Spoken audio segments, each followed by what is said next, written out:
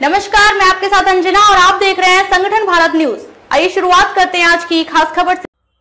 ठाणे में नकली नोटों के सौदागरों से 45,50,000 की जाली नोट बरामद। मुंबई से सटे ठाणे के अपराध शाखा भिवंडी यूनिट 2 ने एक बड़ी कार्यवाही करते हुए 45,50,000 रुपये के नकली नोट और नोट छापने के उपकरण बरामद किए हैं। इस मामले में पुलिस ने 6 आरोपियों को गिरफ्तार कर नकली नोट के सौदागरों का पर्दाफाश किया है। वरिष्ठ पुलिस निरीक्षक जनार्दन सोनावले को गुप्त सूचना मिली थी कि कुछ लोग नकली नोटों को असली नोटों से बदलने के इरादे से भिवंडी के औचित्यपाड़ा इलाके में आने वाले हैं। सूचना के आधार पर पुलिस टीम ने जाल बिछाकर सूरज शेंडे, भरत सासे और स्वप्निल पाटिल को रंगे हाथ दबोच लिया।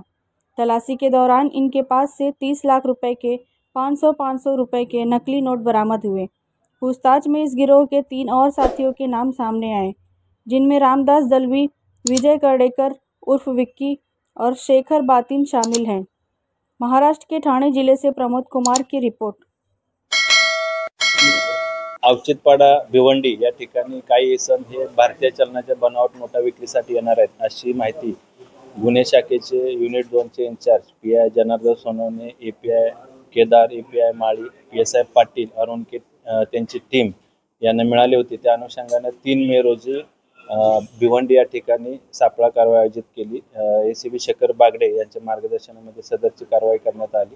त्यामध्ये आपण 3 संशयित इसमांना ताब्यात घेतलं। त्यांच्याकडून आपल्याला अंदाजे 30 लाखाच्या भारतीय चलनाच्या बनावट नोटा मिळून आल्या। त्या अनुषंगाने कायदेशीर कारवाई करून अधिक तपास केला असता त्यातील मुख्य आरोपी रामदास दळवी राहणार भिवंडी याच्या ट्रान्सपोर्टच्या ऑफिसमधून आपल्याला अधिक रक्कम मिळाली। आतापर्यंत तपासामध्ये एकूण 45,50,000ची बनावट भारतीय चलनाच्या नोटा आपण जप्त केलेल्या आहेत। त्याचबरोबर या नोटा छापायसाठी लागणारे laptop, printer, paper cutting machine आणि इतर साहित्य हे देखील तपासामध्ये जप्त केलेलं आहे।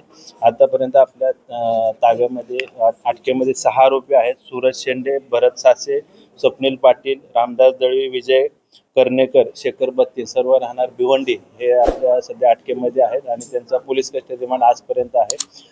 या तपासामध्ये सदरचे आरोपी हे मोठ्या प्रमाणात कुठे चलनी नोटाचे प्रिंटिंग करणार होते किंवा त्यांचा कुठे कारखाना होता का, कुणाला ते विक्री करणार होते किंवा दुसऱ्या कुठल्या गुन्ह्यामध्ये त्याचा वापर करणार होते का, या अनुषंगाने आम्ही अधिक तपास करीत आहोत।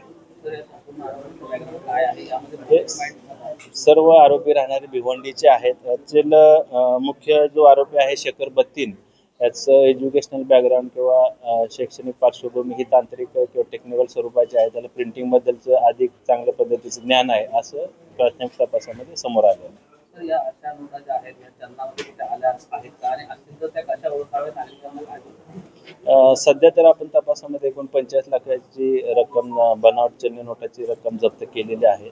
या तपासामध्ये आपल्याला काही सेम सिरीजच्या सेम नंबरच्या नोटा देखील आलेल्या आहेत। परंतु ही नोट जर आपण मशीनमध्ये किंवा लेझरच्या लाईटमध्ये बघितली असता ती नकली आहे आपल्याला प्राथमिकदृष्ट्या दिसून येतं। या निमित्ताने मी आवाहन करेन की आपण व्यवहारामध्ये ज्या नोटा ची देवाणघेवाण करतो खरेदी विक्रीच्या वेळी त्यावेळी नागरिकांनी ते बारकाईने तिची पाहणी करावी, बघून घ्यावे की ते नकली नोट खरी आहे किंवा कशी। संपूर्ण आरोग्याच्या टोळी जी आहे ती राज्यामध्ये शक्यता आहे मोठ्या प्रमाणात आहे। जवळपास 45,50,000ची आपण बनावट चलनी नोटा जप्त केलेल्या आहेत। एकूण 6 आरोपी आहेत। हे आरोपी मोठ्या प्रमाणात याचं कुठे प्रिंटिंग करणार होते किंवा देशात किंवा देशाबाहेर याचं कुठे वितरण करणार होते किंवा इतर कुठल्या गुन्ह्याच्या किंवा इतर कुठल्या दहशतवादी कारवाईमध्ये याचा वापर करणार होते का, या अनुषंगाने देखील आम्ही अधिक तपास करत आहे। खबरों में अब तक के लिए बस इतना ही। फिर होगी आपसे मुलाकात कुछ ऐसी खास खबरों के साथ। तब तक के लिए नमस्कार और देखते रहिए संगठन भारत न्यूज। अगर आपको हमारी वीडियो पसंद आई हो तो लाइक, कमेंट व शेयर करें और ऐसी ही खबरों से जुड़े रहने के लिए आप हमारे यूट्यूब चैनल संगठन भारत को सब्सक्राइब कर बेल आइकन को प्रेस करें। छोटी छोटी वीडियो और खबरें व्हाट्सएप और ईमेल पर भेज सकते हैं।